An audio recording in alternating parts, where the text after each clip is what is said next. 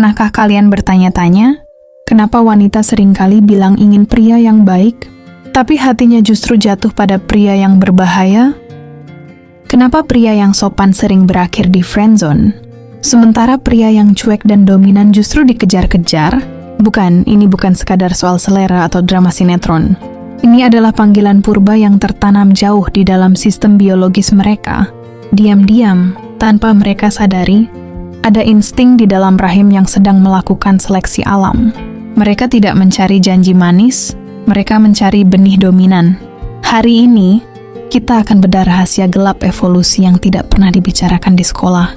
Simak sampai habis, karena setelah video ini, cara kalian melihat wanita tidak akan pernah sama lagi. Kita merasa hidup di zaman modern dengan smartphone dan gedung pencakar langit. Tapi secara biologis, otak manusia masih beroperasi dengan sistem operasi ribuan tahun yang lalu. Di zaman purba, kelangsungan hidup adalah segalanya. Wanita secara insting memiliki tanggung jawab reproduksi yang sangat besar. Membayangkan harus mengandung selama 9 bulan dan merawat bayi yang lemah, membuat mereka secara otomatis mencari pelindung terbaik. Siapa pelindung itu? Dia adalah sang alfa. Dalam bahasa biologi, ini disebut sebagai hypergamy. Wanita secara alami diprogram untuk mencari pasangan dengan status sosial, kekuatan fisik, atau ketangguhan mental yang lebih tinggi dari dirinya. Mengapa? Karena benih dominan menjamin bahwa keturunannya nanti memiliki peluang bertahan hidup yang lebih tinggi. Saat seorang wanita berkata, "Aku ingin pria yang bisa membimbingku," yang sebenarnya otak bawah sadarnya katakan adalah, "Aku butuh gen yang kuat agar anak-anakku menjadi pemenang di masa depan." Lalu, apa yang membuat seorang pria terlihat memiliki benih dominan di mata wanita? Apakah harus kaya raya? Tidak selalu. Dominasi adalah soal energi. Pertama, ketidakbergantungan. Pria dominan tidak mencari validasi. Dia tidak memohon cinta. Saat seorang pria terlalu mengejar, dia mengirimkan sinyal bahwa nilainya lebih rendah dari si wanita.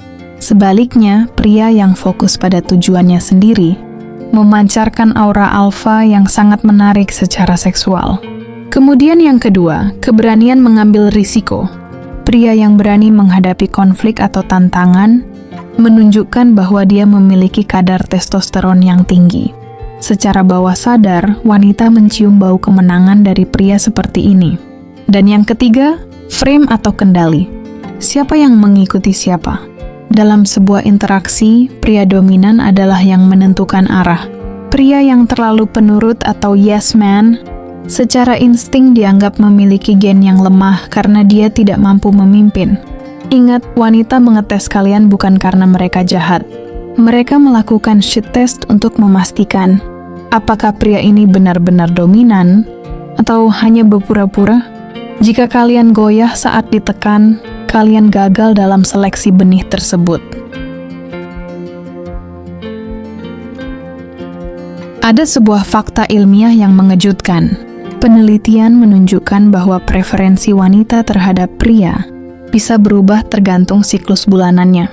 Saat berada dalam masa paling subur atau fase ovulasi, ketertarikan mereka terhadap pria yang berwajah maskulin, suara berat, dan perilaku dominan akan meningkat tajam. Di fase ini, insting mencari benih terbaik mencapai puncaknya. Mereka mungkin secara sadar memilih pria yang aman untuk jangka panjang, tapi secara biologis tubuh mereka merespons pria yang memiliki genetik kuat. Inilah alasan mengapa pria yang memiliki karisma liar selalu punya daya tarik magnetis yang sulit dijelaskan dengan logika. Bagi kalian para pria, ini adalah tamparan keras untuk berhenti menjadi pria baik yang membosankan. Dunia tidak butuh lebih banyak pria yang hanya bisa mengangguk. Dunia dan wanita mendambakan pria yang memiliki prinsip, kuat dan berani untuk memimpin. Menjadi dominan bukan berarti menjadi penindas. Menjadi dominan berarti menjadi sumber kekuatan yang tak tergoyahkan.